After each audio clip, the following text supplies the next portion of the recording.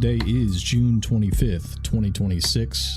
This is episode 3 of my continuing series with Case by Case from YouTube. Amy, are you with me? How are you doing today? I'm doing great. How are you? I'm doing okay. I'm glad you could join me again. Thank you so much. I feel like we covered a lot of ground in the previous 2 episodes. We're going to go even further here in episode 3 with some very interesting, almost bewildering details of this story. Let's start. There's a lot that I want to cover, and I have a few things that are sort of miscellaneous, and I need to correct the record from last episode. At least one thing that I mentioned, and I believe it was the second episode. I was too conservative with the figures that I mentioned about solitary confinement. Terry Coopers stated that he was asked by Human Rights Watch to tour the Westville Correctional Facility where Richard Allen was held pre-trial.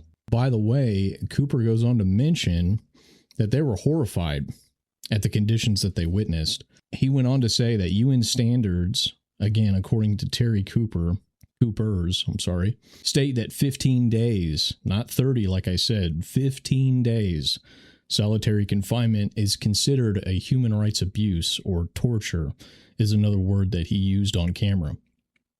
So I was playing it safe and conservative with my 30 days, but it's even less. It's 15.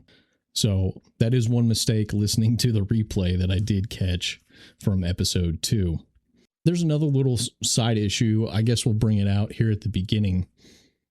Help me understand this. There's some issue that I saw repeated by several people online. There was this claim at one point in the story that the bridge guy, whoever he was, he did not have blue eyes. Could have been green, could have been brown, could have been another color. But someone somewhere made the claim that blue eyes were out of the question for bridge guy. Are you familiar with this little claim? Do you have any comment? I do. I've heard that claim. That came from one of the witnesses who allegedly saw Bridge Guy on the trails. However, that person or that question wasn't brought forth at trial, so I can't definitively say where it came from. I can definitively say that every single witness that the state put on the stand that claimed to have seen Bridge Guy walking into the trail system, first of all, every single witness identification was different on height, on weight, on clothing, on actual physical build was all different. And throughout that, what was presented at trial, no one was asked about blue eyes. That was stated early on, which again, I have to go back and reiterate that I feel that conversations and witness testimony and statements, social media posts from back in February, March, April, May of 2017, right around the time of the discovery of the girls, I feel is the most reliable. Because where we are today, there is so much convoluted information that it's really hard to weed through. And I am aware of that statement, but I cannot tell you who made it and at what reference point it was made. Well, I'm sorry to make you go on a wild goose chase here with some of this, but it was on my mind, and as I was sitting here preparing for the episode, it did come to my mind. So I figured, Amy probably knows where this came from. I'll have her address it. Another little side issue, which may be, again, it may be totally incorrect. I just saw people mentioning it on message boards, comment sections, that sort of thing. Well, Richard Allen, when they had him arrested in, what was it, October of 2022 is when they took him in. Is there some part of the investigation where they were trying to match cat hair to Richard Allen? What's this story about? Yeah. So early on in the investigation, law enforcement They had done interviews. Tobe Lesenby, for example, had done interviews where they were questioned about, is there DNA? And the public was led to believe that there was not only human DNA, but there was animal DNA. And it has been far written in the books of Richard Allen that there was animal DNA found at the crime scene, but it was never tested to determine what type of animal it was. And that has become, I think it's just kind of fallen off the cliff as far as people have stopped putting a priority on it. But when Rick Allen's house was served with a search warrant, there were rumors that he had a fire pit in his backyard and that law enforcement was digging up portions of the backyard because there were photographs online on Facebook where his family gave homage to a cat. There was a family cat that they adored, and for whatever reason, it was precluded to that the animal hairs belong to this cat. Now that we know more details about the search warrant, I'm not aware of any fire pit being dug up or any cat being dug up, so to speak. And there's never been any confirmation of animal hairs from the crime scene being tested and determined what type of animal it was.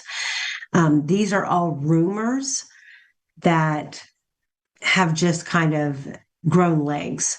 Just like, for example, off subject of animal hair and DNA, for example, the CPS building, where law enforcement tried to insist that Rick parked. There's this huge rumor that that the old CPS building used to be a Farm Bureau building. That's not true. The Farm Bureau building was never located at County Road 300 North. It's always been located in downtown Delphi. And in 2012, the Farm Bureau building announced an expansion of their property and renovations. Why? It's since the Delphi case in Rick Allen's arrest, there was this convergence of this is where he parked. He claimed Farm Bureau building, which is a replica of the old CPS building. That's not true. The Farm Bureau building was never located on 300 North, period. So much for rumors. So back to the cat hair, I have a quick follow-up. I had written down here, other people had pointed this out. We're going to talk about Ron Logan like we did previous episode. We're going to talk even more about him. And my follow-up question was, could the hair that they thought was cat hair, could it have been mistaken for possibly rabbits or some other animals that Ron Logan might have had on his property? Rabbits. He did raise rabbits. He had rabbit cages. There was a barn on his property, and not long after his incarceration, the barn was tore down. I don't have a lot of information about all of the animals that he raised, other than I do know that he raised horses, rabbits, and goats. And I know that when they served I think it was the second search warrant, which was in March, there were two search warrants served in March. The first one was for the probation violation and weapons. He had a massive amount of a weapons collection that they seized. Then the second search warrant that was served was for the Delphi murders. And upon that search warrant, based on records, and not in the actual FBI written search warrant. It has to do with another report that I have that there were 3 goat heads that were hanging on the property. So I do know that he was raising goats. But as far as animal hair and the crime scene, early on, there was a report, lots of reports, lots of statements by law enforcement that there was animal hair. Once we got to trial, that issue was never raised, which again is another reason why it's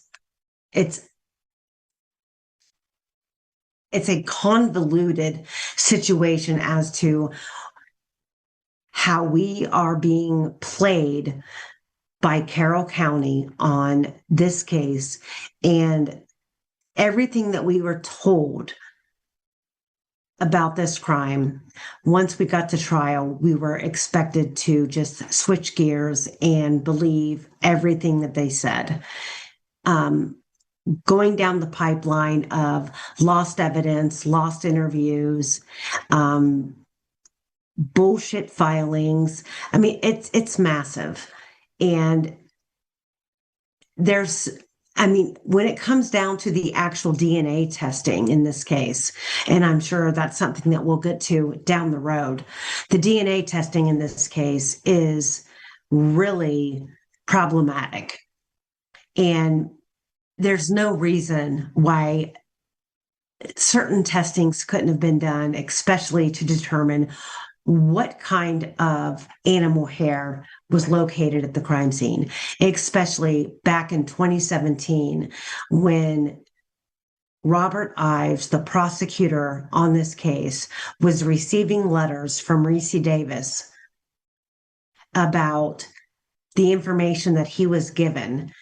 And to sign, seal, and deliver Reese Davis's reporting, Jerry Holman was deposed. I think it was in 2023, 2022. I'm not sure. I'll have to go back and look.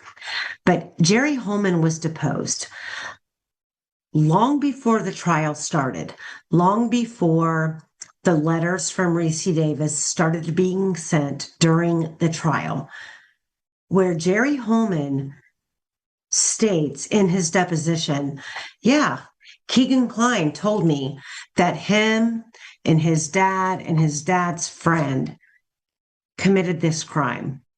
Well, that's exactly what Reese Davis was reporting during the trial. So you have Jerry Holman prior to the trial confessing in a deposition that Keegan Kline made these statements. And then you have these letters being sent in from Reese Davis. And Nick McClelland completely disregards them, even though his top investigator has already been informed of this information. So you go back even further, back to 2017, when Reese Davis started initially contacting law enforcement because he was incarcerated with Ron Logan. And he's saying he enticed the girls to go over to his property to see farm animals, to see his rabbits. And then we end up finding out that there's a boatload of animal hair at the crime scene, and it's never tested. It's just swept under the rug. And we're never given answers for any of this. Right. Well, I know you are quite familiar with the Reese Davis story. You've spoken with him. There are videos of your interviews with him on your YouTube channel. So I thought it's time to get into it and address that. Before we get there, because this is quite a big story and it's going to take up the rest, let's go back. I had messaged you after the second episode and I said, hey, can you help me understand with like an aerial map view, bird's eye view of the map? Clear up the details for me on where exactly Richard Allen parked. Now, the state is trying to place him parking his vehicle to visit the trail at one point, but it sounds like he was actually parking somewhere else.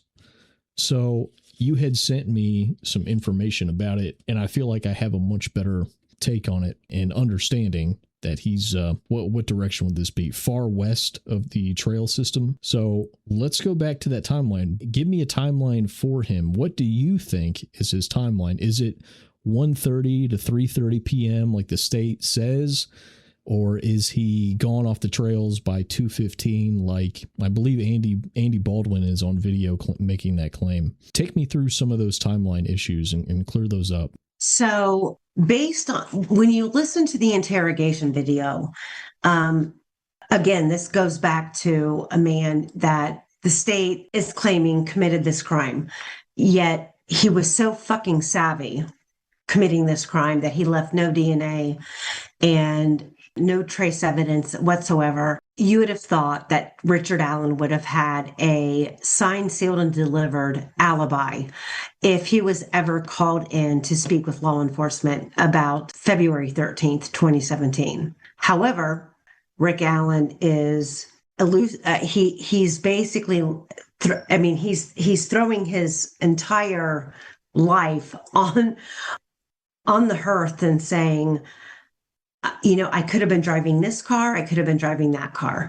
Normally, this is where I would have parked, but, I'm not sure.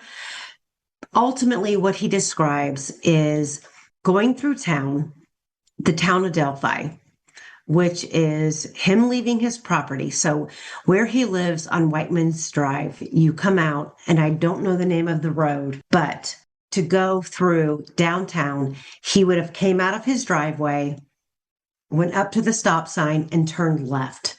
He would have passed the Marathon gas station that Detective Vito and ISP claimed that Keegan Kline had looked up prior to the murders happening, because this was a whole thing. Keegan Kline was out there in Peru at a cousin's house, which he claimed was his grandma and grandpa's house, which he wasn't there. He was actually around the corner off of Paul Pike at his cousin's house on his phone, looking up the Marathon gas station. But Rick Allen would have came out of his own driveway, went up to the stop sign and turned left, drove down, turned right, heading toward the center circle in downtown Delphi. He would have hit the light at Main Street and turned right again. He would have gone through downtown Delphi, which is literally a hop, skip, and a jump. Downtown Delphi is tiny, quaint, but tiny. He would have drove out past City Park, made a left onto a cut, onto a lane that went in front of houses, that veered off up to a parking area that was right next to the railroad bridge. The railroad bridge used to be blue. It has since been painted red, but Rick describes it as blue. He would have parked, got out of his car, walked up to the trail, which back then it was a gravel trail. Now I believe it's blacktopped. It's all been redone. Got out of his car, walked up the trail, went to his right, crossed over the railroad bridge, went further on a path, and then crossed Freedom Bridge, and then entered the trail system. And 2-3 years ago, during the trial, Kathy Allen took Bob Motta from Defense Diaries out there to the trail system and showed him where Rick parked. And the huge discrepancy about where Rick parked is, did he cross over Freedom Bridge and enter the trail? Or if he parked over off of 300 North and came in the sideway he wouldn't have had crossed Freedom Bridge. And I'm not really sure that Kathy knew the difference between the two locations.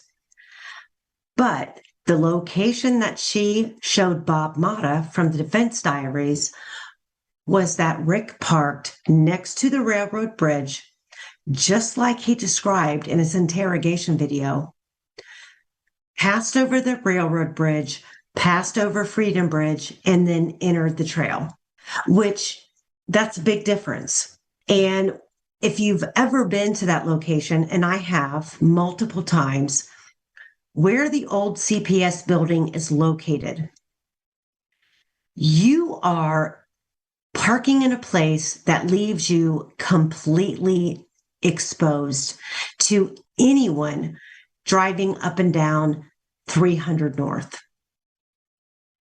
And if you're somebody who is trying to elude cameras or being seen, and you're going out there with the intent of doing harm in a case like this, you're parking at the furthest distance away from where you plan to commit the crime, which means you have to make the journey from where you parked all the way through the trail system, all the way across the Monon High Bridge, and then further on, abducting girls, committing this crime, and then making your way back, all without being seen. All reportedly by a man who has absolutely no criminal history. I mean, it'd be different if they want to flaunt, we recovered 15, 17 digital cell phone devices from Rick's house. Okay. What'd you find on him? Nothing. You got his laptop, you got his computer, all of his internet searches. Where's the criminality in his searches? What is this man doing that leads to him just waking up on a Monday morning and going and visiting his mom, who just got out of the hospital? And then he comes home and grabs a coat and says, I'm going to go to the trail. I need to lose weight. And then goes back home to check his stocks online and is asleep on the couch when his wife comes home. If you do the timed route like I've done, the state never told us how Rick left the area. We don't have any kind of video footage, any kind of grainy, compact black car like we have on the Hoosier Harvestor camera at 127 of this car driving past the Hoosier Harvestor camera that the state can't even prove stopped and parked at the CPS building. They don't even show us how that car left the area. Right. Now, I'm looking at this info that you sent me. It has a piece of Mullen asking him in the first interrogation that people can watch on YouTube, where Liggett and Mullen are interrogating Rick Allen. Mullen says, "Where did you park?" And Richard Allen says, "There is a house and a lane. It wasn't used. Mm-hmm. There was a place to park there.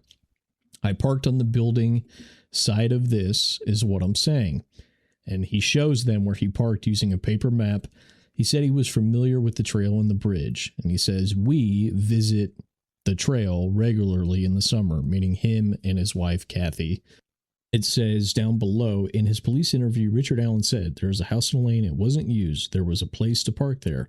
I parked on the building side of this, is what I'm saying." He showed them where he parked using a paper map. This building cannot be seen from the air on a 2D view, on the overhead bird's eye view. On Google Earth, at least on the Android version, it is gone. However, if you go to the street view and you drop the little man just to the northwest side of the parking lot and then turn to the southeast, it is still there, as the street view there has not been updated.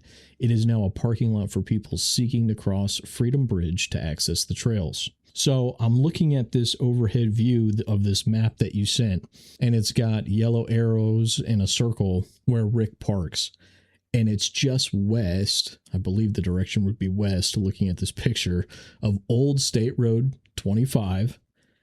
And then the next two-directional highway is, I guess, New 25. And then beyond that, when you get to the Freedom Bridge, we see 300 North. Now, this is the same County Road 300 North where the Hoosier Harvest Store has security footage, and we have Sarah Carbaugh, a prosecution witness, says she sees a muddy, bloody man walking down. It looks like he got in a fight. Looks like he slaughtered a pig. And just to clarify that Sarah Carbaugh only added bloody in months later's interview. She didn't come out originally and say that she saw a muddy, bloody guy. And she didn't come forward until weeks after the girls were located. And even at trial, the crazy thing with her is she was so boisterous in her testimony about what she saw. And I know that you have seen the video of her being interviewed by the sketch artist, and the sketch artist is telling her, we can cheat. And she's like, yeah. But she doesn't describe bloody until months later. But the first thing that she states at trial in her testimony is that she knew the girls were missing because she got an Amber Alert. And there was no Amber Alert sent. Yeah. There was no Amber Alert. So right off the bat, you have to question, okay, back in 2017, when the girls first went missing, if you truly saw a man on 300 North as bloody as looking like he had slaughtered a pig, and then you discover that two girls went missing and then they're found dead, I mean, how many days would it take for you to go to law enforcement and say, oh my God, I saw this person? Right. She didn't even come forward until there was a blockade set up at the Mears lot, which is her route to and from her home, because she was living at her home with her dad, and she had to pass by there all the time. And it wasn't until like 3 weeks later where she was stopped and she said, oh yeah, I think I might have saw something. And then she was talking about this guy who was muddy and, he was this close to her car as she passed the Mears lot around 4:00. Well, let's put this in perspective. You have the bridge guy, muddy, and then later described as muddy, bloody, approaching the Mears lot where the entire family has congregated, creating search parties to look for these two little girls. And no one at Mears lot sees this person. And then this person has to continue on and pass the Hoosier Harvest Store cameras. And despite what law enforcement wanted the public to know, they showed us these grainy screenshots of cars passing. First of all, they claimed the camera was off by 50 some odd minutes. And the only imagery that they show us is from a side view of a camera on the back far side of the building. But according to the FBI, and I have the report, there were 4 cameras on that building. One of them being like 75 feet closer to 300 North. That would have captured a much clearer image of any car that passed by. So why are we only being shown screenshots of a camera, of a computer screen, of a camera that's far back on the building, way farther than what this camera is capable of even capturing images? It's convenient. Yeah. Now back to this map that you sent me. If I'm looking at this and reading this correctly, with Old State 25 and then the new State 25 and then West 300 North, which is the County Road 300 North that we've been mentioning, it looks doubtful that Rick would even be on 300 North unless we zoom out on this map picture and there's some other connecting road. And again, like you pointed out, where I've seen the purported, the alleged video of his black Ford Focus going past the Hoosier Harvest store on the way to the trails, according to the state, but we never see his exit. Does he not travel the same way past the Hoosier Harvest store once again on 300 North? And wouldn't you expect that someone who had just committed a murder and was spooked by the white van and was feeling rushed, wouldn't he be, burning rubber, getting out of there, just peeling and just driving crazy, trying to escape the scene? I would expect to see that in most cases like this, where someone's trying to get away from a crime scene, but seemingly there is no video that the state produced. So thank you for sending me this. I feel a lot of clarity now, much less confusion looking at this map that you sent me. You had mentioned on the previous episode too that there are several cameras on the Hoosier Harvest store, and we do not see this muddy, bloody guy captured walking down 300 North on any of these videos. There was one more little tidbit about the Sarah Carbaugh testimony that came to my mind as you were speaking. When she's being cross-examined by, I believe it's Baldwin, in the courtroom, there is a discrepancy about time, about a popular phrase, something like momentary or a brief moment that I locked eyes or I saw him as I'm driving his direction.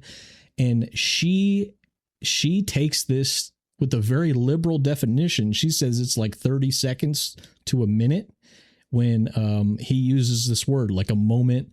I saw him for a moment. I'm driving past him very slowly. She gave a very extreme definition of what you and I would think of as like a momentary glance. Do you remember what I'm talking about in her testimony? Not specifically. I just remember that she testified that he was within like 3 feet of her driver's side window. Right. And that he glared at her.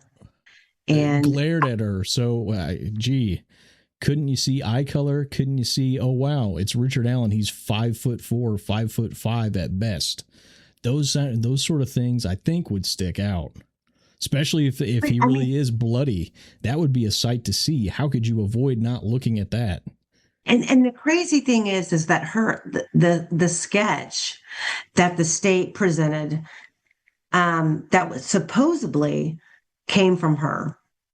And I'm not convinced that that sketch was ultimately her own doing, simply because I'm aware that there were other witnesses, Shelby Hicks, Daniel Pearson, who came forward and contributed to attributes of that sketch. But so I'm not convinced that sketch, the very first sketch that was released, which was not the first sketch that was created, but that sketch has so much detail, and the rendition of it is such of an older man. And I have, if you, for those of you who are listening that decide to go back and watch the Delphi Vault, we've gone over all of this, and there's a photograph of Rick Allen. I believe it's a month and a half before February 13th, where he is literally completely clean shaven. And I'm talking like military clean shaven hair to his head, clean shaven on the face.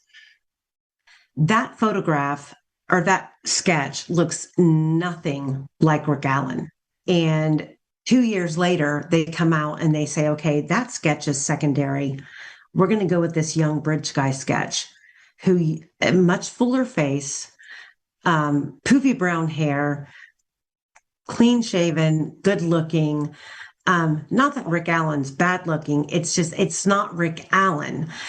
And the problem is that we have all of these current events that, are basically put forth by the state and law enforcement, and they're asking the public for information.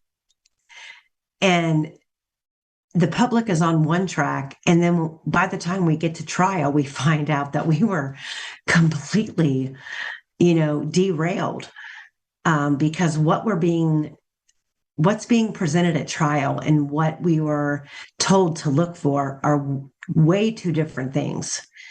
And Sarah Carball, to me, is a unreliable witness. She didn't come forward.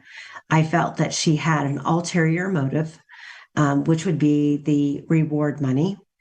And her testimony from the start of her interviews evolved. It didn't start out that she saw a muddy, bloody guy. It started out that she saw a man walking down 300 North. He had a little bit of mud on him.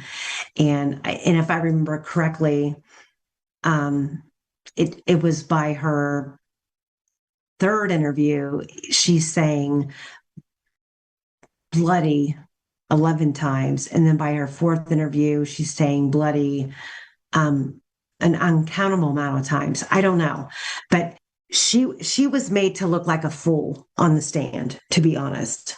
And there's so much about this case that frustrates me, because I've never been involved in a case where there are so many there are so many groups of people that are reasonably connected to this case. And there's a nexus.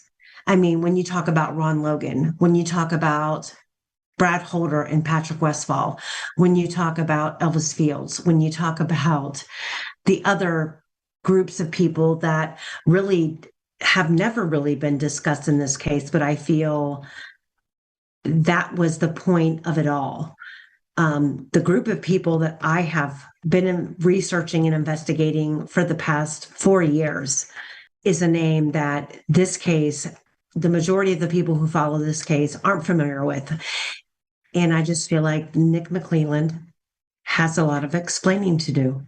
Yes, I certainly understand what you mean by that. I explained to you that I'm very new to this story. I haven't followed it since day one. I started looking into this back in April, so I'm about 3 going on 4 months deep. And well, if that's all that you've been involved in this case, you are very well endowed, because you're very familiar with this case. I mean, you know a lot of the players. Well, you've done a good job.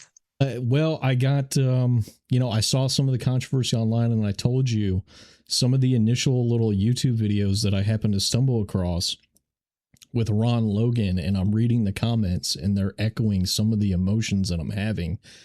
And I'm thinking, oh my God. And I wasn't totally clued in from the beginning, but I sort of kept with it. And I think in my case, one of the best things that I did is I happened to stumble upon, and I forget what the actual name of this document is, but all the local news sites that were covering the story, they linked to all these documents, and there's a 1,200 page PDF that looks to be basically everything that the defense wanted to introduce but was denied by Judge Gohl. So the front of this PDF, the very first couple hundred pages, I think, they have all the images, all the Odinist explanations, pictures of Odin hanging from a tree. They have social media posts from some of the names that you mentioned a few minutes ago. And then the latter half of this PDF has 5, 6, 7 depositions from all the investigators. So Liggett, Jerry Holman, Roland Purdy, Kevin Murphy, all these guys that are in the police, state police, Tobe Lesenby, Carroll County sheriffs, they're all deposed by the defense team. And Nick McClelland is also there listening to the questions. And so It's not a difficult read. I know people are going to be intimidated by, oh my God, 1,200 pages. Well, when you get to the depositions, you're able to scan the question and answer where you're looking for important details. And so you can work your way through it very quickly. But one of the first controversies that I stumbled upon was people in the comments section on the internet decrying people who were talking about the weird symbols, signatures, and hallmarks that were left at the crime scene. And of course, it was the typical, oh my God, you can't be serious that you believe in those conspiracy theories. So I got a little curious and I wanted to see what all these people said. I wanted to see what Jerry Holman said in these depositions. They're sworn under oath. They have to tell the truth or they're going to get charged with perjury. So these people, Jerry Holman et al., the names I just mentioned, they all do not deny that the weird, spooky, creepy, ritualistic hallmarks, signatures, and symbols that were left at the crime scene are there. Not one single person denied it. And when I realized that, when I'm reading this, I thought, oh my God, there's more to this than the public can even imagine. And of course, so many people were poo-pooing this idea and calling everyone else crazy who was reading into it. But there it was in black and white. I'm reading these official documents. Not one of these people in Indiana State Police or Carroll County or anyone else that has seen the crime scene photos, none of them deny that it's there. So that was my first sort of indication. Wow, this is explosive. This story has all the twists and turns of like a Hollywood murder mystery drama. As tragic and as awful as it is, and this is why so many people are obsessed with this story. There's so many twists and turns. There's spooky elements, on and on. And so I sort of picked up quickly that there's more to the story than we've heard. And of course, the more I was digging, the more questions that would come up. No real solid answers. So this thing was very ugly and spooky from the beginning. And I was able to sidestep a lot of the garbage, but I've missed out on 5, 6, 7 years of other people talking about this sort of stuff. So I've really had to go back and find the core things people were talking about. And since I'm bringing up the early era, I had this as a sort of lead in. I mentioned we're going to talk about the Reese Davis story and get into all those details. It's my understanding, Amy, that in the beginning, the early years of this, 2017, 18, 19, 20, 21, this was common, this case. It wasn't called the Delphi murders on the internet. It was commonly referred to as the Snapchat murders. Am I right or am I wrong? Right. Now, did Richard Allen have any connection to Snapchat? Was he texting the girls on Snapchat? Did he have any sort of Snapchat connection on his 15 cell phones that they found in his closet? Yeah, I don't think so either. They never established any of that. So, like I said, I've tried to watch the interrogations and I've built my own little archive of stuff, like a virtual electronic library of it. And I've tried to keep it cataloged. When I watched the interrogations of Richard Allen, especially the second one by Jerry Holman, I thought, wow, this is really explosive stuff. Now, those were my own gut reactions, and I've kind of been around controversial things long enough to think, okay, if I'm thinking this, let me go see if other people think it. So I found other people out there on YouTube, like yourself and all the others in the Delphi community. I used to listen to Tony Bruschi on Midwest Talk Radio years and years when he was actually broadcast here in the Midwest. So I found his channel. He was raising the same sort of questions and expressing skepticism on the official story. You mentioned Bob and Allison Mata. I saw some of their stuff. And then I saw Court TV, Vinnie Politan, and I'm sorry, the brunette woman with the glasses. I'm forgetting her name at the moment. I'm sure people out there know who I'm talking Barbara about. McDonald. Barbara McDonald. They're all raising these quote unquote crazy ideas and asking the same questions. And I thought, oh my God, this is for real. These other people are talking about this out in public on the internet. This is huge. So I've sort of had to do a gut check. And unfortunately, I've come to these very ugly sort of ideas and conclusions about this, and you've bin around long enough that you can help clarify some of these details. So you've talked to Reese Davis. Let's get into some of those. And I have an audio clip to play here. This is from the documentary that's on, I think it's Hulu. Maybe it's on somewhere else as well, Netflix perhaps, but it's Capturing Their Killers, The Girls on the High Bridge, which I believe ABC produced. And we're going to hear an audio clip from Allison Penn, who's one of the classmates and friends of Abby and Libby. She had a sleepover at her house, and I don't know the date. I don't know the timeline, but this is clearly before the murders.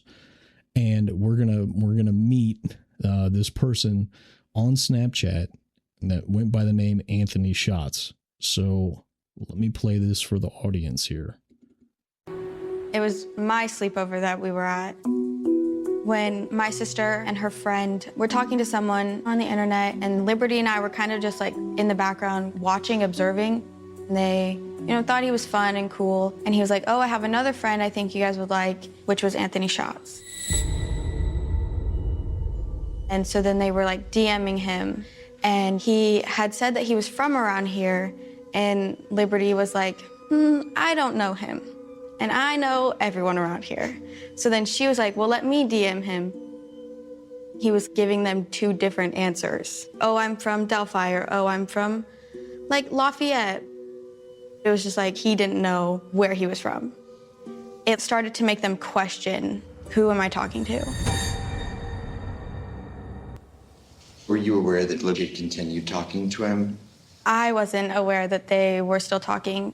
Okay, it's a very short clip. It's 57 seconds long.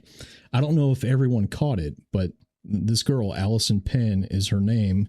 She says that they're talking to some boy on Snapchat, and this boy, this male figure, says, oh, you guys are really cool. You should meet my friend, Anthony Shots. He's cool too. So the question that came to my mind, Amy, who is that boy? Yes. Who is that boy? Is it Keegan using his real identity and then trying to get them over to the catfish where he can seduce them? What's going on here? These are questions that we should already have answers to. We know that in early or late February, after the girls were found, that that law enforcement was hot and heavy on Keegan Kline as the Anthony Shots account. That was information that was provided to them by Kelsey German, Liberty's sister, who had gotten into Libby's accounts, interestingly enough, without having her phone.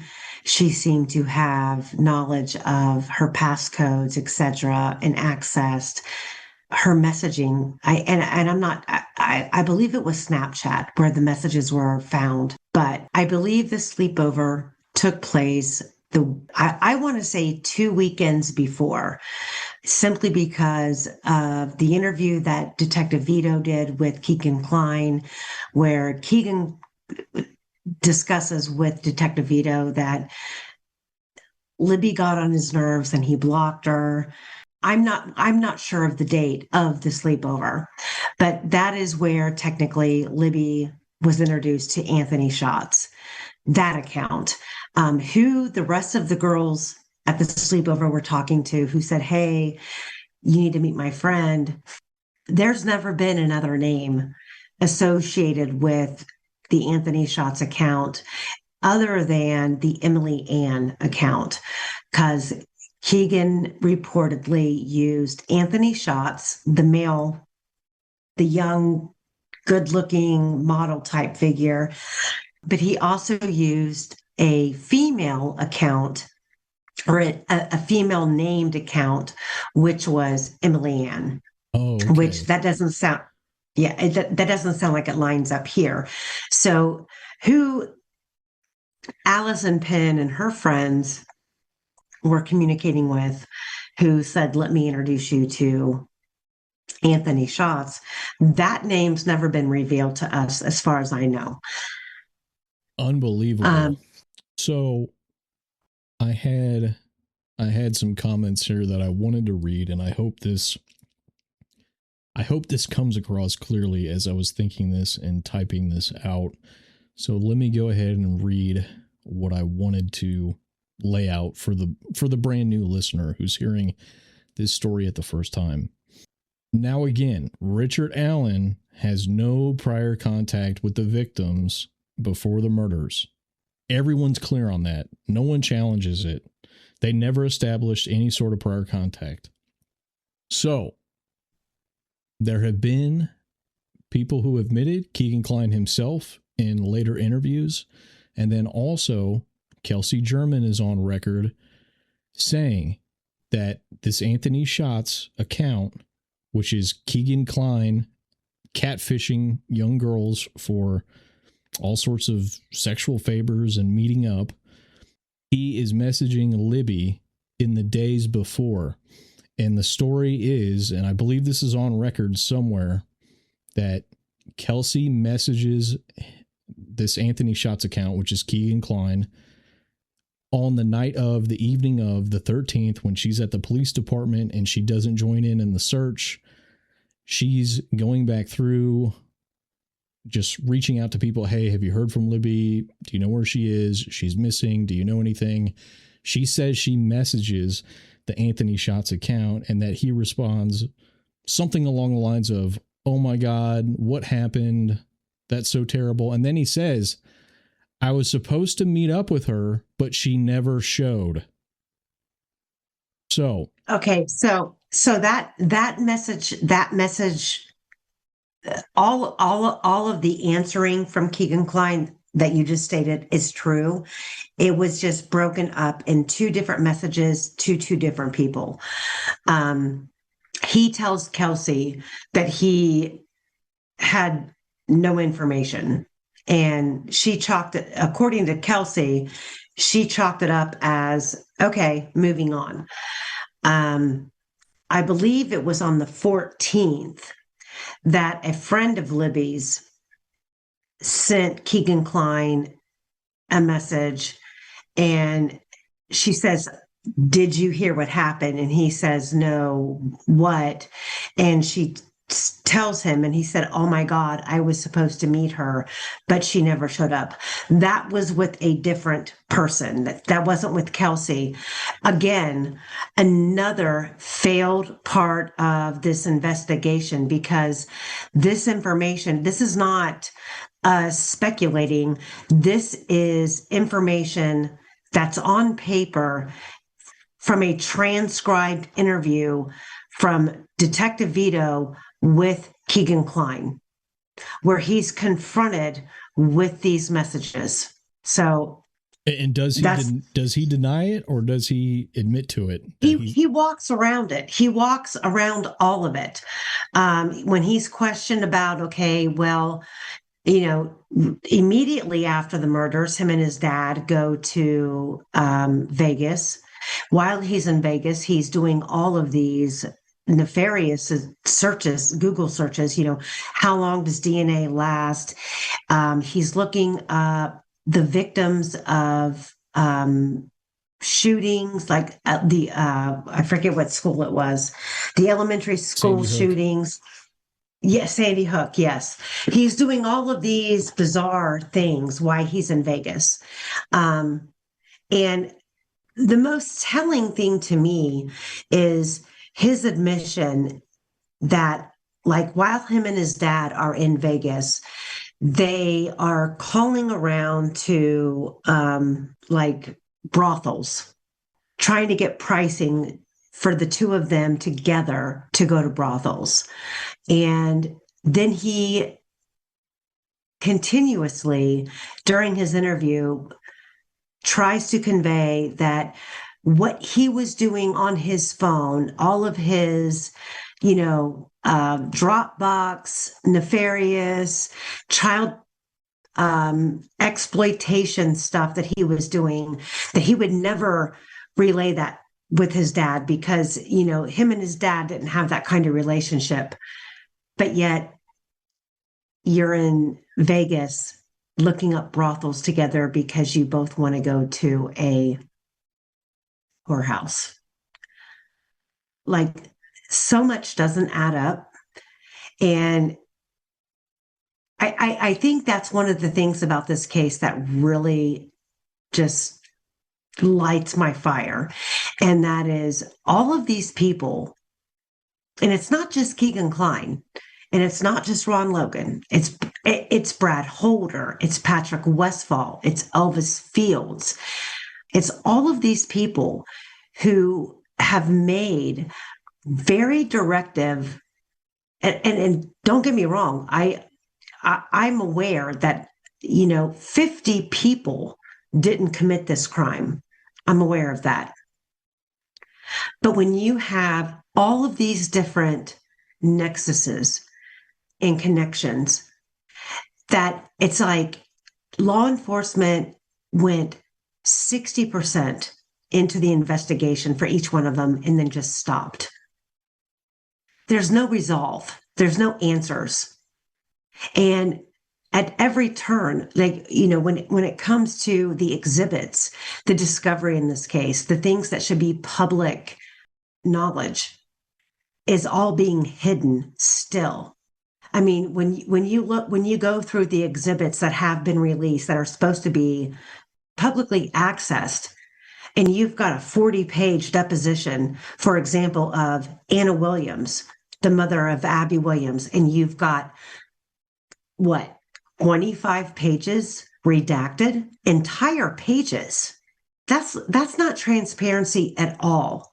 Yeah. Why are we dealing with so much hidden information, so much evidence lost? Or, I get it. Abby and Libby were kids. I get that. No one's asking for the crime scene photos to be released.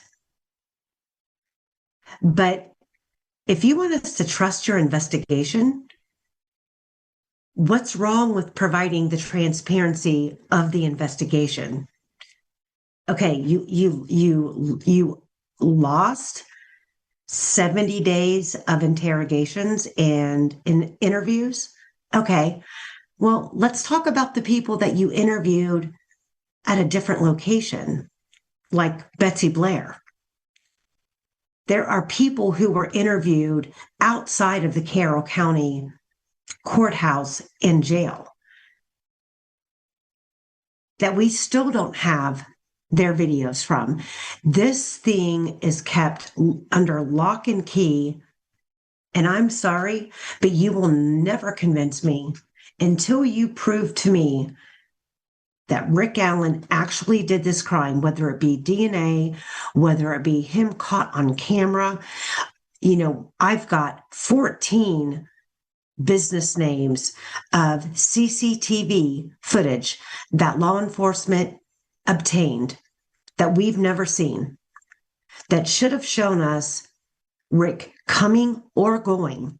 I don't know if the defense was so bogged down with trying to get through all of these terabytes of discovery. I can kind of understand that in the midst of them being kicked off the case, the discovery being removed from their possession, sent back to the state, then sent to the new appointed defense attorneys who were then removed from the case. And now the discovery went back to Andrew Baldwin and Brad Rosie.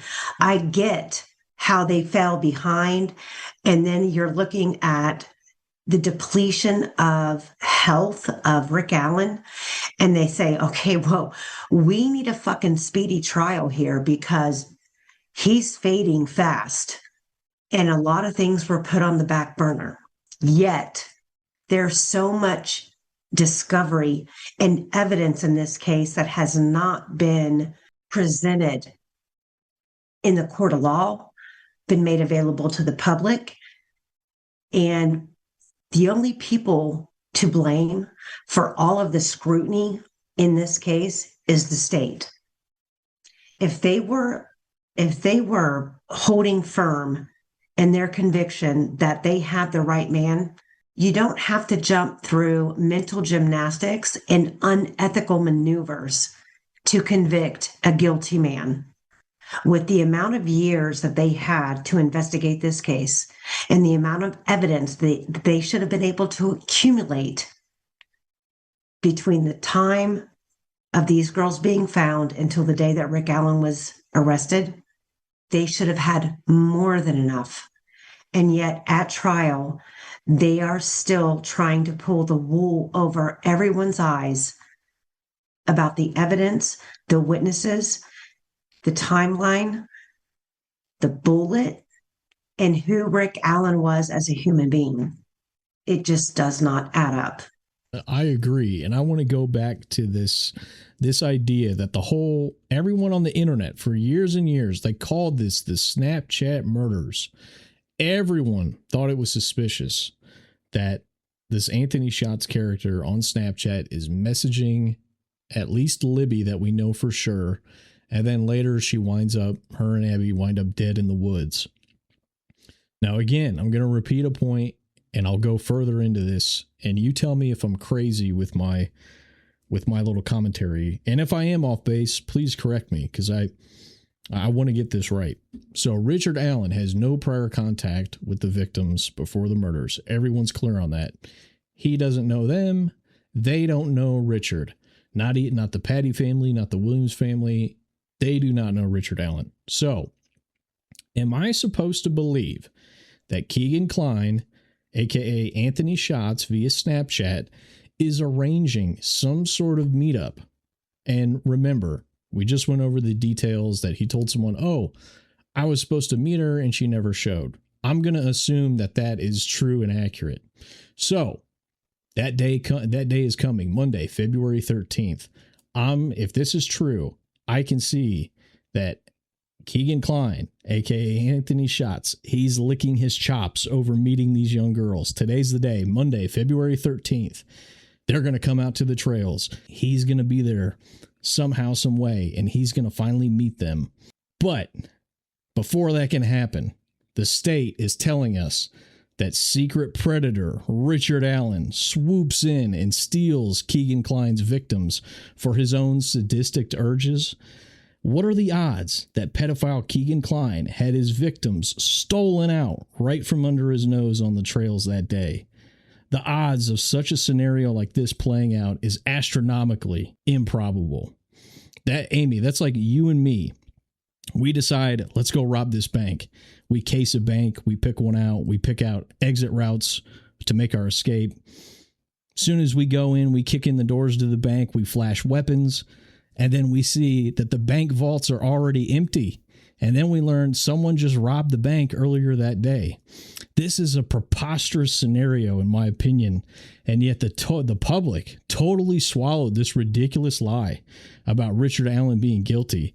And they've totally forgotten about Keegan Kline and Anthony Shots. How could it be that two girls are murdered in the woods and the guy who isn't grooming and catfishing and trying to meet up with them turns out to be the murderer? How can that possibly be? What do you think? Am I crazy here? No, you're not. And to add to that, I don't think here's the window into the bizarreness of that whole storyline. I don't believe that Keegan Kline was ever willing to meet anyone that he was catfishing, simply because they're anticipating, this gorgeous young model type, whatever images. I don't know if he used other images behind the Anthony Shots account. I know what images he used that was presented to Abby or to Libby and Abby. But to me, this is the bizarre thing about it. This was an absolute setup. The girls went out there to the trails that day, anticipating meeting a boy or boys. And I'm looking at Keegan Kline's age, and I'm looking at his inner circle of people. And I know that he ran a Dropbox, but we do know, based on the massive search warrant that was served on Rick Allen's house and all of his digital devices. And I know that he worked at Walmart and he utilized the discount with, upgrading his phones through the Walmart system, which could lead to, and not just his phone, but probably his wife's and his daughter's. So, every 2 or 3 years, you're switching out phones. So he had an astronomical amount of digital devices, which it's not a bad thing. It's more downloads that law enforcement could do to trace his online presence, which they found nothing.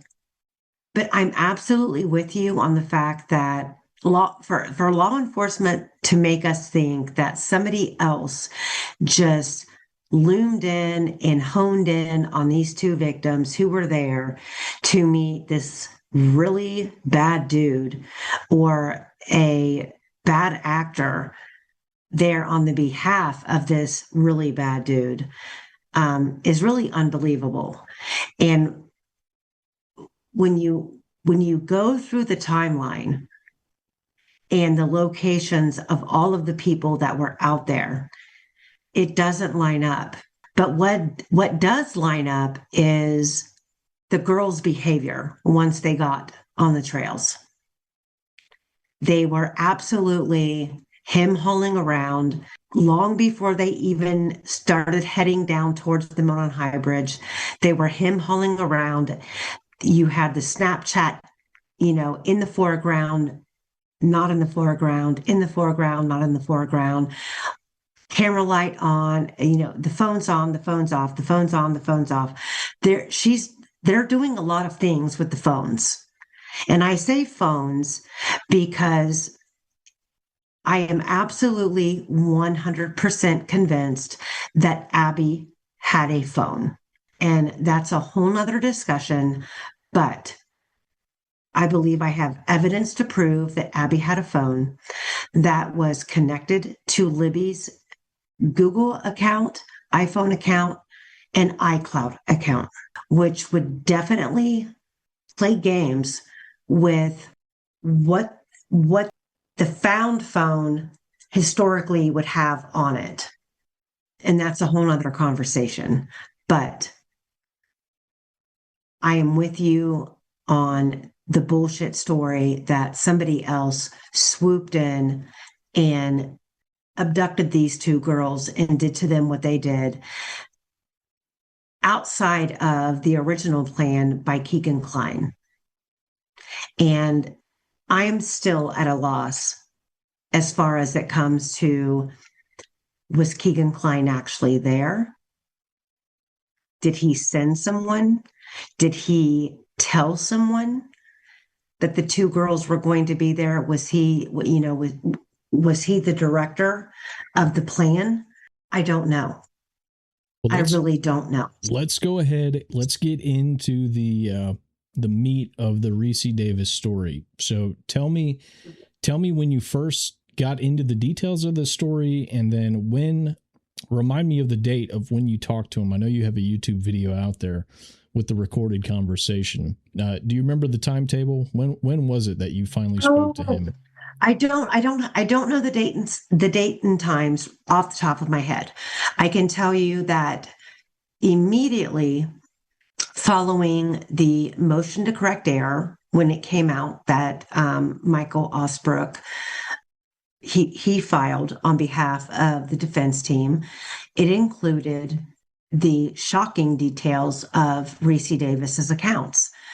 And that is when the information came out that Reese Davis had contacted Robert Ives, who was the original prosecutor on the case back in 2017, and informed him that he was incarcerated with Ron Logan, and that Ron Logan had basically confessed to him that he unintentionally, it wasn't an encounter of an abduction or a thought out plan. He came upon the girls happenstance on the bridge and invited the girls back to his property to, see farm animals. And one thing led to another, and things got out of control. And he used a box cutter to inflict the injuries.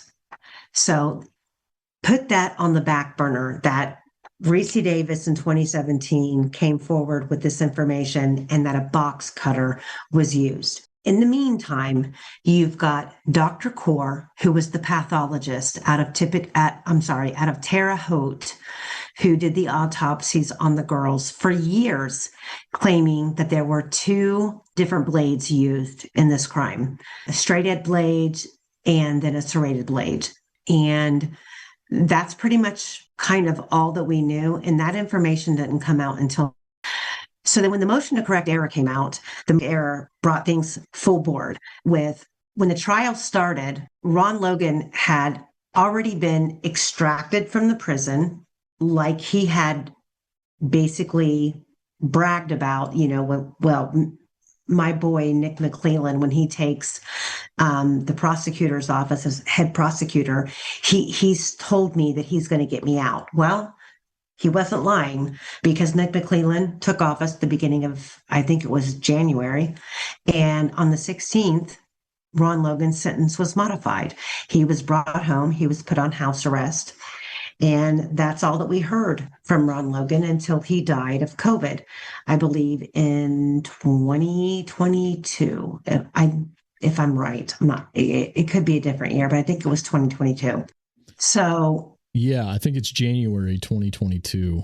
Speaking of the Reese Davis story, there's another person who comes forward who has contact with Ron Logan, and he's actually a Delphi native. In August of 2017, James Haas, Haas, comes forth, and he's on trial for murder, as I understand it. He writes a 4-page handwritten letter that Ron Logan is confessing to the 2017 Delphi murders to him while he's in, I guess, cellmates or next to him in prison. They're cellmates. Yes, they're cellmates. So even more fishy business. He claims that he's been framed for murder by his brother-in-law, of all people, who's a police informant, if I remember the details of this letter correctly. So James Haas is another one to look up with Reese Davis. Mm-hmm. So right at the beginning of the trial, Reese starts reaching out to, and Reese's thinking that, he's on the right side of the law. He's going to contact the prosecutor on the case. He starts writing letters to to Nick McClellan. Because at this point, Reese was a white supremacist who snitched on other white supremacists in the prison who committed a murder. So he was then transferred into this dorm area where all of the, protected inmates were housed. Sexual predators, rapists, et cetera, et cetera, et cetera. So because Reese had pretty much, put a red X on his head by snitching, he's now somebody who needs to be protected. So he was put in this dorm. And at this point in time, Ron Logan's dead and gone. And I don't even know if Reese even knew at the time that Ron Logan had passed away. But lo and behold, here comes Keegan Kline. And through the grapevine in that dorm, it was told to Keegan Kline that Reese Davis was very close to Ron Logan. So Keegan approaches Reese and basically says, long story short, hey, did Logan ever mention me? And if I remember correctly, Reese kind of played stupid, like, no. And I really don't think that Ron Logan ever did mention Keegan Kline. Keegan Kline began to tell on himself, and more so in a way of a braggalicious way, like, yeah, I knew Ron. I used to, Ron was, I used to sell files of a Dropbox, and Ron was someone that got access to my Dropbox, but this was done through burner phones. So every, 60 to 90 days, we would switch out burner phones. And Ron was not very tech savvy. So I would have to go out and upload the Dropbox on Ron's burner phone, is kind of the way that it was explained to Reese. And can I stop you? I have a question. Sure. I have a question. Mm-hmm. So I told you I went back and I've listened to this story several times just to sort of refresh my memory. Now, there's one little thing that caught my attention listening to the Reese Davis interview. There is an allegation that Keegan goes and is selling, every 3, 6, 12 months, whatever the interval is. Ron Logan is a customer who buys CSAM or CP from Keegan Kline. And, Ron Logan's an old man. He's not up to date with tech and phones and all this sort of stuff. So Keegan helps him out. But there's another little detail. Reese tells a story that there's another customer within walking distance of Ron Logan's property that Keegan also sells to. And now this caught my attention. Do you have any comment here? Do you have any idea, any allegation on who this other person could be? So that information, yes, Reese did divulge that information, and it's kind of a toss-up. So if you don't want to say, you don't have to. No. It's not. It's not that I don't want to say. It's explaining it that makes it complicated. Because if you're looking at the Keegan Kline, Tony Kline, which would be Keegan's father, in which throughout this whole ordeal is supposed to be the people that are involved: Keegan, his dad, and his dad's friend, which would be Ron Logan. Then there's this other person brought into the fold of within walking distance. And I don't know anyone else that's within walking distance that would have a relationship to any of this connection other than a Sandifer. And the reason I say that is because the Sandifers live around the corner. It would be within walking distance.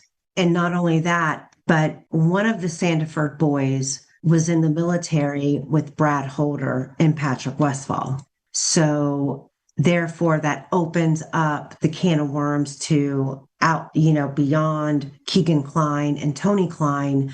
Now you're bringing in the fold to the Odenism aspect of this, which is Brad Holder and Patrick Westfall. So those are connections. The connection is there, and I have been given different.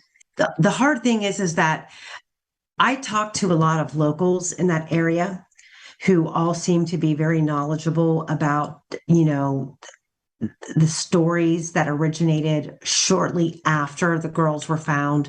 They have real insight into families that have lived in that area for years.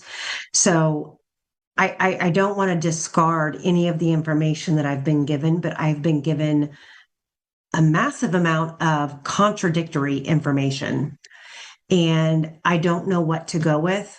So I don't go with any of it. I don't divulge any of it just because it's just a massive can of worms.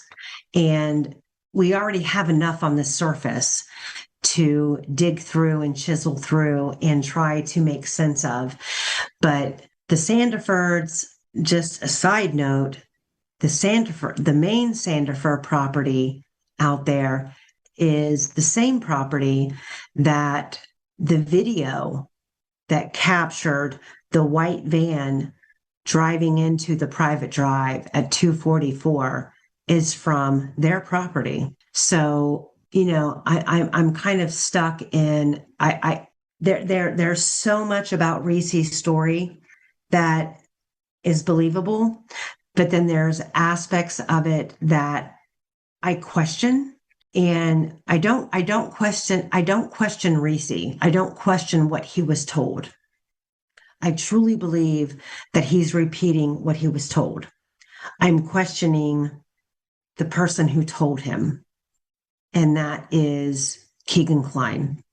And the way this all went down and how it went down, I have a lot of questions.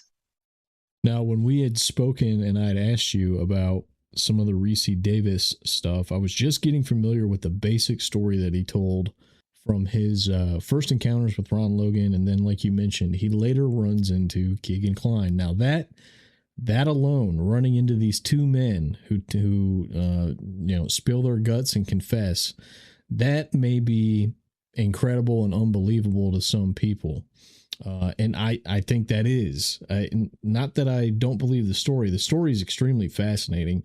People should go to your channel and listen to it because there's so many little details. And he sort of goes through the whole timeline of February 13th and the 14th. There's so much that neither of us are going to be able to recall and relay here. But the one thing that I found fascinating and concrete about Reese's statements is he's adamant that, well, all you have to do, there's video cameras in this dorm, in this prison. And if they pull the video cameras, they're going to see Keegan Klein coming to my cell room repeatedly. He was adamant about that. And he was adamant about when he wrote to Nick McClelland during the trial, telling him, oh my God, Keegan Klein is in here saying that he was a part of this. Now, Keegan Klein didn't give full detail at that time to Reese. He said, me and my dad's friend. Reese initially assumed that Rick Allen was the friend. He didn't know anything about Ron Logan being the property owner. He knew that Ron Logan had confessed years ago, but with Keegan saying me and my dad's friend, Reese didn't know who the friend was. So when he started writing Nick McClelland, during that time frame, Keegan Klein continuously was coming to his cell door and wanting to talk to him. And I think it was because Keegan knew that maybe he had said too much and he wanted to like shore up, his friendship with Reese and make sure that Reese wasn't telling on him. But at the time of Keegan coming to the cell door, sometimes Reese's cellmate was in the room. So Keegan wouldn't talk. So then Keegan would go back to his cell and write what Reese described as a kite, a note. And Keegan would write down, hey, this is whatever he wanted to say. Reese included those letters that Keegan had given him in the letters that he sent to Nick McClelland. Does he have copies? Does he have copies of those, or are they in the black hole? That is still up for question because it took a lot of teeth grinding to initially get Nick McClelland to even admit that he's got these letters. And then when he finally admitted it, he claimed he only gotten a couple of them. And of course, none of them included anything from Keegan Klein. And you have to remember the state of the case. The second that Reese Davis hit the headline news, immediately he was yanked out of that dorm and he was put in solitaire. And when that happened, all of his personal belongings was taken from him. So for months, all of his personal belongings were confiscated. He was put in solitaire, I think, for like 30 days. He was finally released back into, I think it was a different dorm. And then it was a much time later where he was given back some of his personal belongings. And within those personal belongings, in his notebooks, he had still a couple of letters that Keegan had wrote him. And those have been turned over to the proper people. But the ones that were sent with his original letters, of course, lived and died with Nick McClellan. There is a story from years ago, 14th of December, 2022. I saw that I got a copy of this not too long ago. Daily Mail from the UK. It's a newspaper. They cover a lot of American news, believe it or not, for being in the United Kingdom. But they ran a story, like I said, back in December of 2022. Exclusive: murdered Delphi teens were intended victims of, quote, botched child sex kidnap plot. Cops believe, as investigators dig up dead cat to match hairs found on girls to alleged killer's pet. So we talked about some of that earlier, but this idea of a botched child sex kidnap plot, this is more or less echoed in the original Reese Davis stories, right? That he told you and elsewhere. That's the main premise of the story that he tells, correct? Not necessarily. He describes that Keegan Kline went out there or that Keegan Kline frequented visiting Ron Logan, and my understanding is that Keegan Kline knew where the girls were going to be and when, and Ron Logan, and this is crazy, but I don't believe that Ron Logan is the bridge guy seen on right. You on said the video that last episode. Yes. I don't believe that he is, but the story that was told was that it was Ron Logan. Yes. And Reese claimed that Ron Logan confessed that, yeah, that was me. Yes. I was the bridge guy. And, he walked up on the girls. The girls were looking over, whether it be the bridge or before getting on the bridge. And there was a nest full of, I think, rabbits. And the girls were ooh and ahhing over, the baby rabbits. And Ron struck up a conversation with them like, oh, I have all kinds of rabbits and animals and blah, blah, blah, blah. And he had convinced the girls to go back to his property to see the animals. That alone to me is questionable because I don't know. I don't know.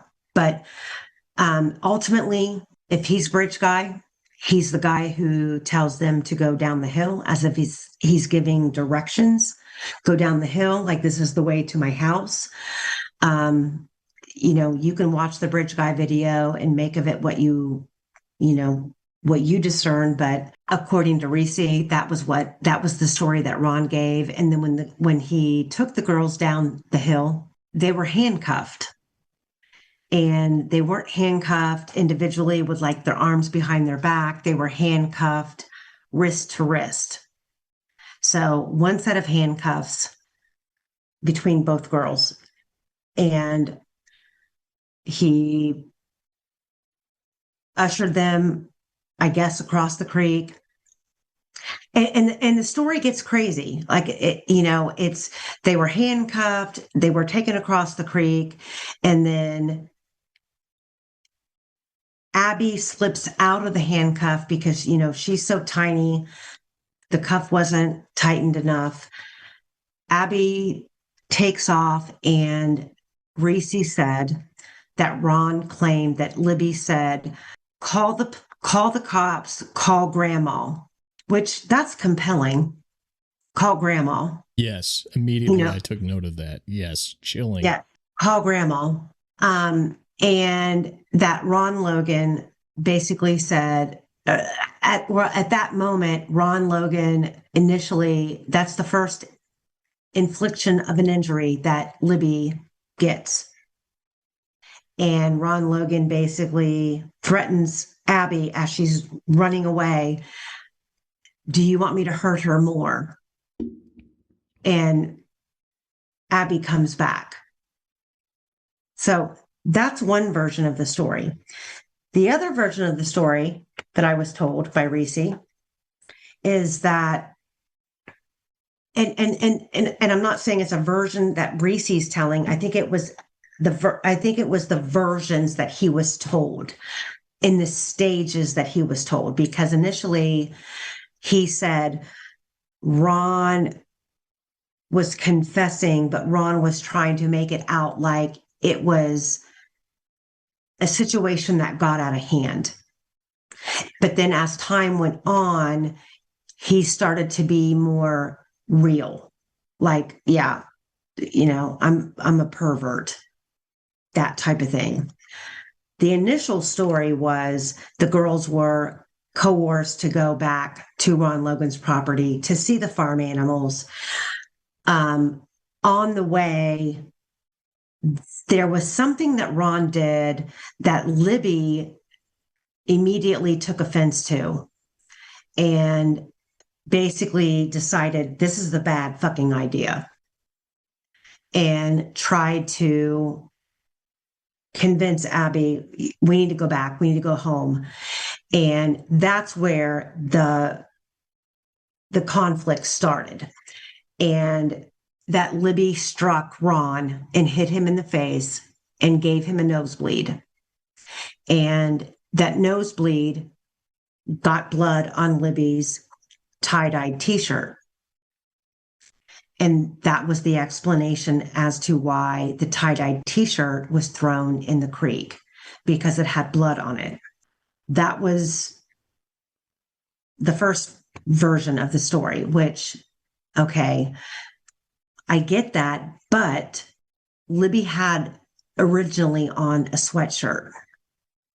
So when was the swim sweatshirt removed to where her tie-dye t-shirt was exposed?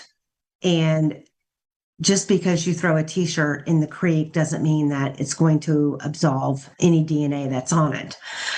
Anywho, so ultimately the story ends up that the girls are taken to Ron Logan's property. Either way they get there, whether it be through handcuffed and Abby slipping out, or they go willingly and then halfway they realize this is a bad idea. There's a struggle that takes place. They end up at Ron Logan's property, and Libby apparently, and there's no detail in between, but Libby is put on a tarp behind a rabbit cage in the barn. And that's where she's left for the duration of the evening. The wounds that that were inflicted on her between the trail and the barn, they're never described. But she's put on a tarp behind the rabbit cage in the barn. Abby's taken into the house. Ron Logan, in pure panic mode, decides he needs to leave to create an alibi for himself. And he leaves and heads to Lafayette to a fish store. On the way, he is supposed to be like discarding portions of phones. I don't know whose phones. I don't know if it's the burner phones. I don't know whose phones that he's supposed to be discarding, but he's discarding phones. He goes to Lafayette, spends a little bit of time at the fish store to create an alibi, and he comes back. And well after midnight, according to the story that Reese was given, they take the girls back down into the woods to the crime scene. And Libby is taken via a wheelbarrow. And in the process, they seem to think that maybe Libby is still alive. So they cut her again, which struck me as unnecessary and brutal. The infliction of secondary wounds. They could unnecessary, unnecessary and brutal. And also, okay, so you have to look at the pathologist report and the autopsy report on the wounds that Libby had. Libby had 4, possibly 5 knife wounds that were vertical, not from somebody standing behind her and cutting her, horizontally. To me, this was a frontal attack. And she had 2 cuts on one side of the neck, 2 cuts on the other, and then a 5th that intersected with one of the original cuts. So that kind of gave me pause when he said she was cut again. But take that cut away. Take that, we thought she was still alive, so we cut her again. Take that wound away and leave her with what was already inflicted on her. She would not have been alive that many hours later on a tarp behind a rabbit cage in a barn. Both of her carotid arteries were cut. Then again, if we're ever going to discuss the crime scene, my opinion on Libby's wounds alone is, how in the hell does an athletic girl she's 5'4", 200 pounds, stand and allow someone to inflict those type of wounds vertically on her neck and not fight back? She has no defensive wounds whatsoever. My first thought goes to, she was restrained, whether it be by another person, rope, zip ties. I don't know what the scenario would be, but this wasn't, this attack didn't happen, and she just was standing there. And so that doesn't align with Abby slipping out of a handcuff and running, and Ron Logan reaches over and inflicts a wound on Libby and threatens Abby, come back or I'm going to hurt her some more. At that point in time, if Abby's free, then Libby's free. She's free, and she might have a set of handcuffs hanging from one hand. So where did the rest of these wounds come from? So then you go to the other scenario of the story, and they were just simply taken back to Ron Logan's property, and they just attacked Libby there. And it doesn't make sense. And then don't even get me started on the storyline that, because I've been there. I've been to the crime scene. I've been to the cemetery. I've been to Ron Logan's property. I have traveled down the terrain to get there. And this September, I'm going back to attempt to discover these routes, because we're being told that Libby was transported back down near the creek's edge via wheelbarrow. I'm like, what? I don't even know if it's possible. Yeah, I've wondered about that myself. There's one line, I think I brought this up last episode. There's 2 women that pull up to Ron Logan's house, and he's out there, and they have an impromptu conversation for 9 or 10 minutes. You know what? No, maybe it's a different one. I'm sorry, I'm getting confused. Anyways, Ron Logan says something to the effect of, I'm sure as hell not dragging anyone back up the hill with me, essentially. Mm-hmm. And I always thought, well, geez, is that again a Freudian slip, one of many from Ron Logan, talking about the girls, that they left them down there? It's just too far, too steep of an incline, whether they're alive or especially if they're dead. She's just too heavy to to drag back up there for a 77-year-old man and an obese Kegan Kline. That's always kind of stuck in my head. Why did he say that? Was that one? And he's laughing. He's sort of chuckling as he says it, right? Like it's a sick, like he's laughing at duping everyone and how stupid everyone, they can't catch on that he's involved. He's getting delight out of it when he makes these statements. And he and in one of those interviews early on, right after the girls were found, he makes I don't know if it was with the girls that showed up there to interview him and record him, or if it was with a media source. I can't remember, but he makes the comment about having knowledge of Liberty's dad's criminal history. Oh, yes. And that to me is telling for that, that's kind of like a red flag. Like, okay, so you're already deflecting blame.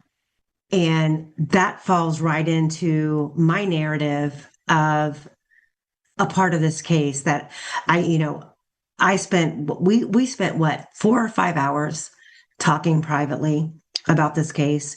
And I gave you my, internal breakdown of the people that I think may have a real connection to this case and why.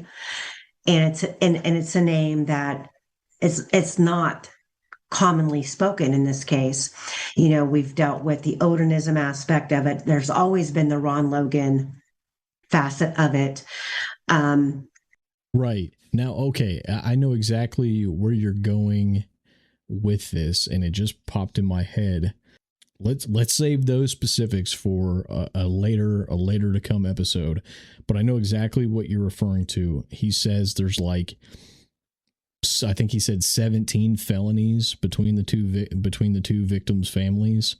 And again, he says he makes pointed accusations as him having firsthand knowledge of who these girls' family members are. And that to me was him, redirecting, of course, blame. I keep being asked by legalese involvement in this case, can you make a connection between Ron Logan and these people? Well, he really kind of made a connection himself by voicing acknowledgement of him knowing the criminal activity of the family members of the victims. And Ron Logan had lived on that property for almost 50 years. He frequented the bars. He frequented all of the restaurants around the small four-corner town square of Delphi. He knew everyone. His ex-girlfriend, which was Ashley Wright, was a big-time meth user, which means there's big-time meth dealers that she's dealing with. And there's no more of a disconnect in this storyline than there is any of the others. But they all have roots. The Odenism aspect of this case has roots. The Kegan Kline, Tony Kline aspect of this case has roots. Rick Allen has no roots. There's nothing that connects him to this crime. And I will swallow all of the humility that I have to if it is ever proven to me that this man committed this crime. But I have searched and searched and searched for something that validates the guilty verdict that came down in this case, and I can't find it. Every single aspect of this case is speculation and with holes, from the bullet to the timeline to the lack of, even right down to the goddamn tip that they touted. Kathy Shank is the hero because she came across this tip that laid in her drawer for 5 years, and she was an avid OCD, document filer. We moved our headquarters, I think, 3 different times. And not once did she look in that drawer. And then when the exhibits start to come out, you realize that Kathy Shank was the 4th person to lay eyes on that tip. Right. Well, it's not a tip. Richard Allen went in voluntarily and gave the information to police, and as we all know the story now, he gave way too much. I meant to ask you. I think you told me you don't have direct contact with Kathy Allen, but the thought crossed my mind. I wonder if she kicks herself over pushing, for lack of a better word, Rick to go in and cooperate and give them information and say, hey, I was out on the trail that day. I bet that burns her every day. Yeah. And I'll double down on that because it's really hard to fathom. But if you were to put yourself in the shoes of the person who did this and no one knew that you were out there that day, why would you ever tell your spouse that you were there?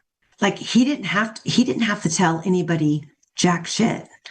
If he had never gone into law enforcement and said, hey, I was there today. And everybody fails to realize that he wasn't the only male who came forward who said, I was there that day. He wasn't the only one.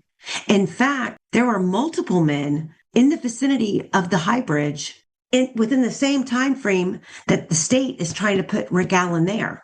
And like I said, he had 5 years, 8 months to watch the news.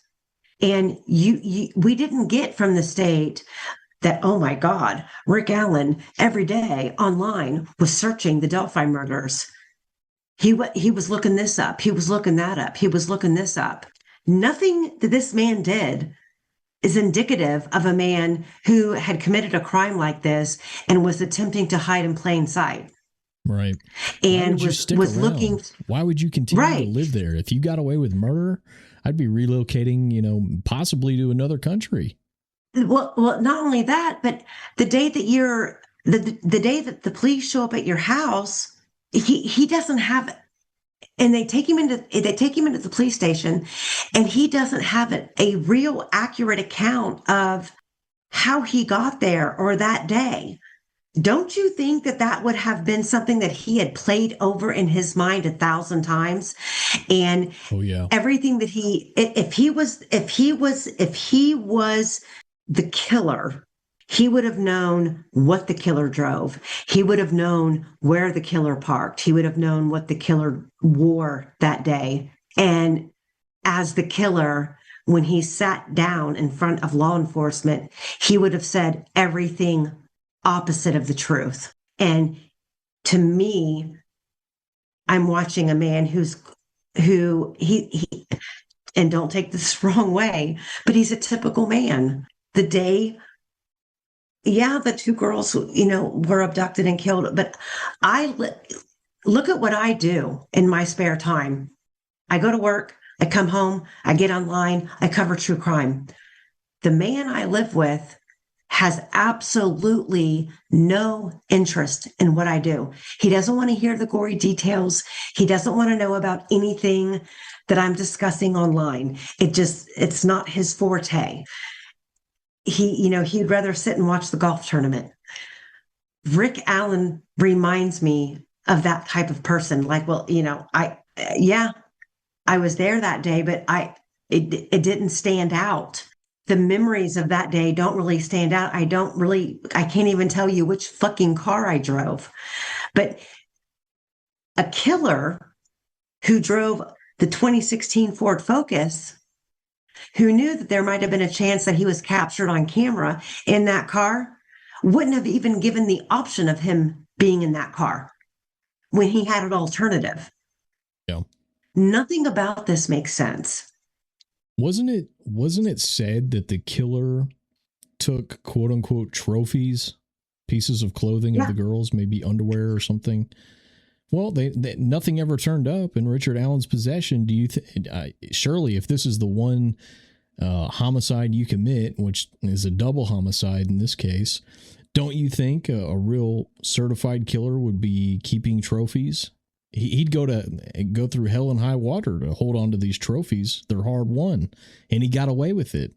But they never find anything in his possession. I also saw pictures of that they took of his closet where he's got the bag of phones and maybe some weapons, some knives. But I've seen this purported picture of the blue Carhartt jacket that he describes. Well, Carhartt, as everyone knows, they have a little brown orange square on the front of their coats, and it sticks out against a blue coat. You see the little Carhartt logo. It's not exactly clear in the Bridge Guy video footage or the reproductions of the pictures. We don't see any brown Carhartt logo, in my opinion. No, you don't. And why it was not presented at trial, from what I've been made aware of, is that particular blue coat that Rick Allen owned was bought, I believe, in 2021, and Kathy Allen had a receipt for that coat. Okay. Yeah. And well, I'm not surprised. Yeah. Mm-hmm. Yeah. But it wasn't presented at trial. Among other things, it wasn't presented at trial. Right. Since I just mentioned Bridge Guy, you told me two details. You believe that Bridge Guy is not wearing glasses, and what was the other thing? A mustache? Were those the two details? Ron Logan had a pretty thick, bushy mustache, and he always wore glasses. You don't see those two things in the video, and I have numerous opinions about the video as far as. At one, sometimes I watch it and I think that maybe Libby didn't even realize that she was recording on her phone. Then there's other times I watch it and I think that she did, but she wasn't focused on Abby. And then you see Abby run past her in the video and then come back. Yeah. And I know for a fact that first of all, Abby lives right up the road. Right. Why didn't they run to her house? Yeah. And that Libby had been scolded multiple times by Kay Weber, Brad Weber's mom, who owned the property. And if you've ever been to the south end of the bridge, there is a complete straight path from the south end of the bridge straight to the Weber property. Friend or foe, if you feel threatened, the girls had a way to go. They could have just continued moving forward and ran to Brad Weber's. Libby is already discussing going down the hill before Abby even gets off the bridge. That's interesting. Yeah. So to me, and based on the GPS and the Apple Health data, there's a photograph that was put on Libby's Snapchat. It's at 2:05 and 11 seconds.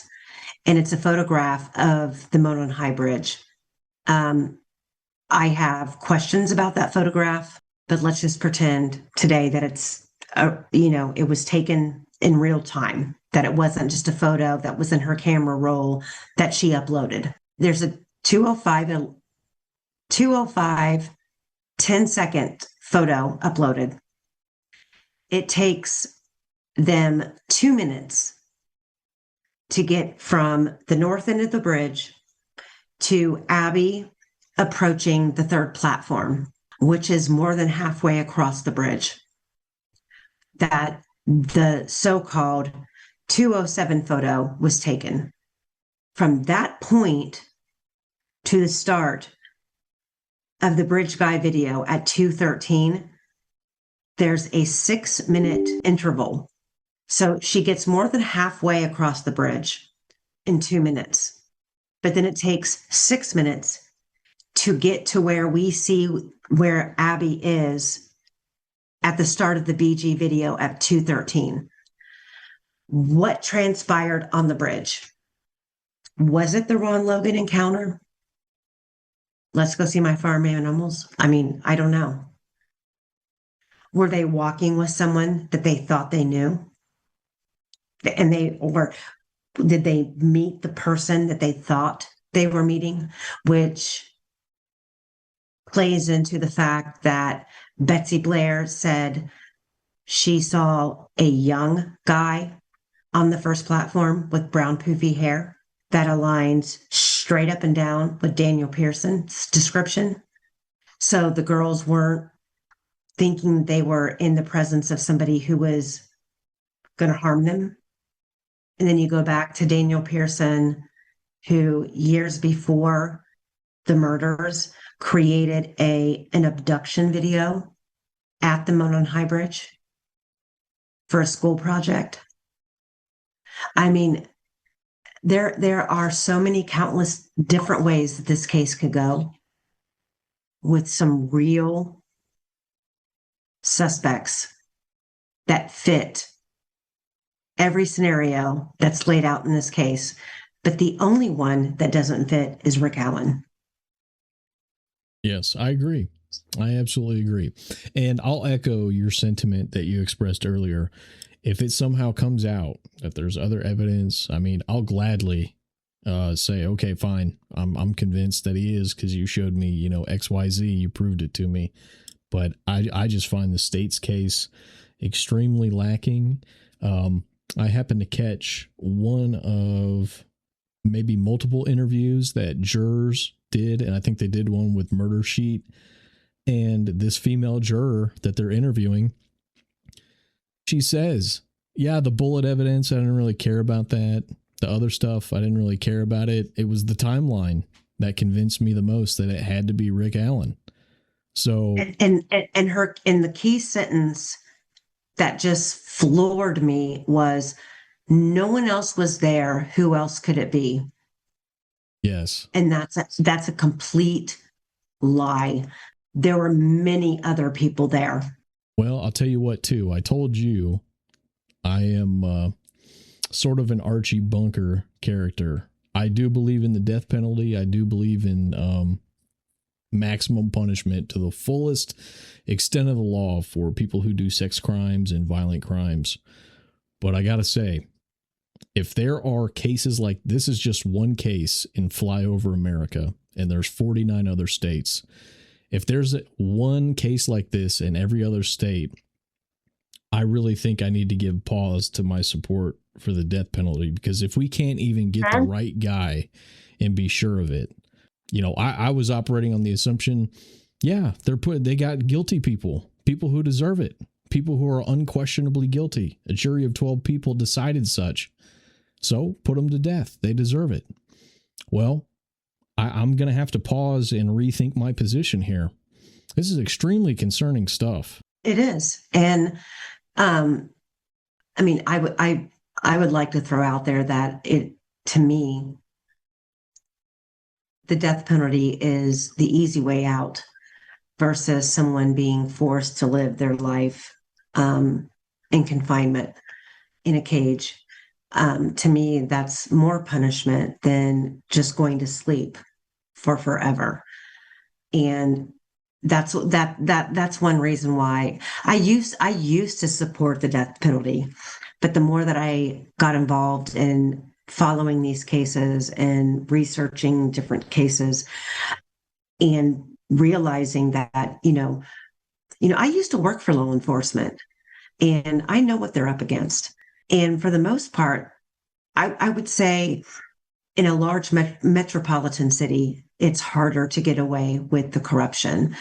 But in a place like Harrow County, where they think no one's watching, and you know, that is a true sentiment of the good old boys club. And if you don't understand what that means, it means we are all scratching each other's backs. We are all willing to go, you know, zip it up, tighten it up, shut our mouth, even if we're not benefiting we're not going to cross any red lines with any of the people that we work with on a daily basis. That's the Good Old Boys Club. They protect each other. And in Carroll County, just the research that I've done with, the family connections from the Nick McClellands, look at him. He's the prosecutor, not elected. The majority of his family members are criminals. They're meth addicts. His own father was convicted of being an arsonist.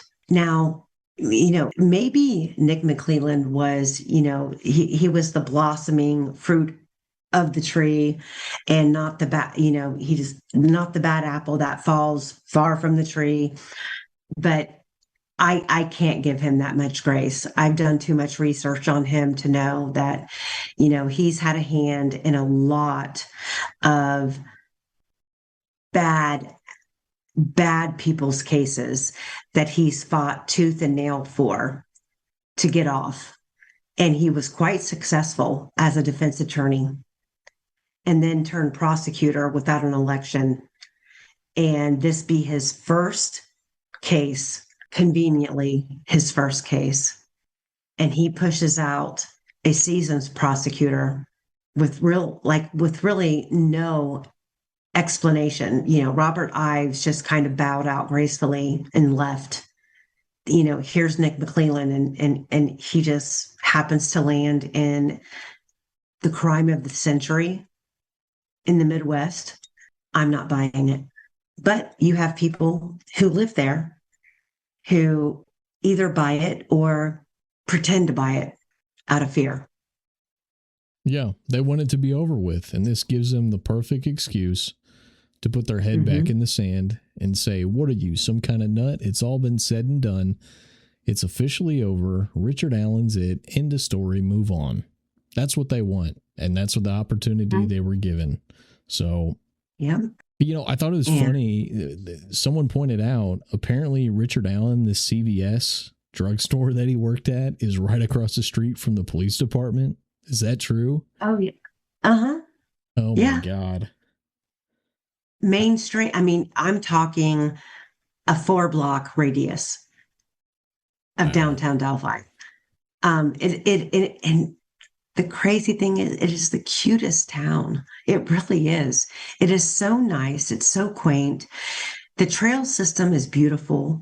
And Rick is just not somebody who is capable of putting up that kind of a shield or a fabrication of his life all these years, with that hanging over his head and it not break him. Yeah. It's not realistic at all. I agree. I should have started out with this point, but I totally spaced it because I went over other details.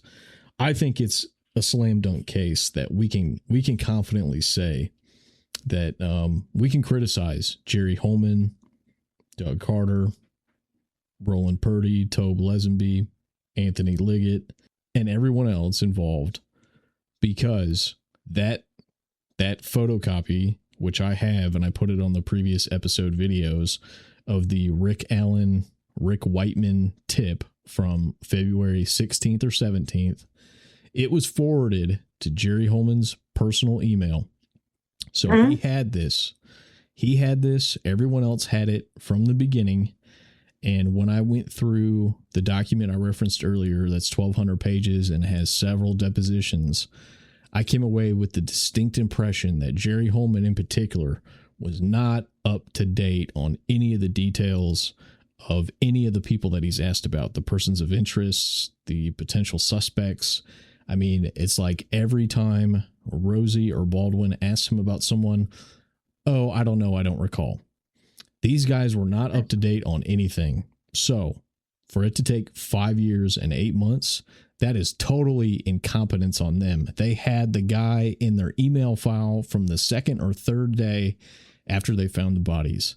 Now, how does it take you that long to figure this out? There's no excuse.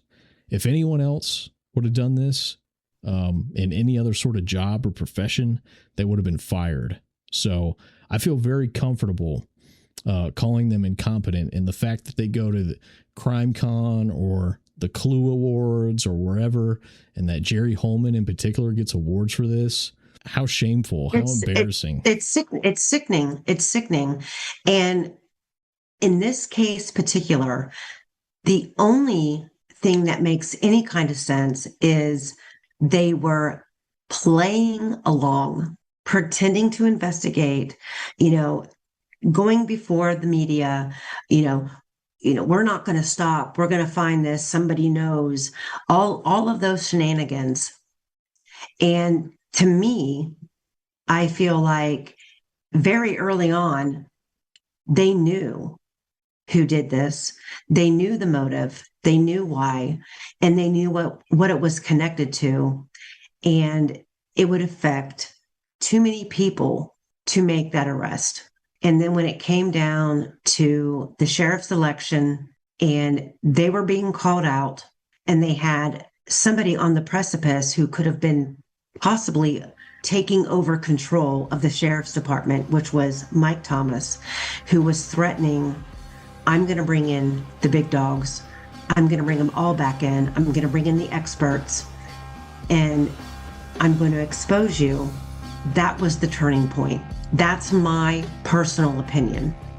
And 2 weeks before the election, Rick Allen was arrested. I mean, which sent everybody's head spinning. Who is this guy? I agree. I'll tell you what, we've been going a while. I think we should cut it here. I'm sort of running out of steam for the day. I've spent all my mental energy trying to focus here, and I'm quickly running out of steam. So no, you're fine. I'm sorry to torture you and punish you and ask you to come back for another episode, but I still feel that we have so much more to go. We've covered a lot of ground, no doubt, but there's still so much more to go. So there is so much more. There is so much more. Yes. Well, look, we're going to wrap this up. This has been episode 3 of my series with Amy. She goes by Case on YouTube. She has a playlist specifically about Delphi where she goes into all the details. So go check out her channel. Amy, have a good rest of the night. We will link up next time for episode 4. Thank you so much for being with me. No problem. Thank you.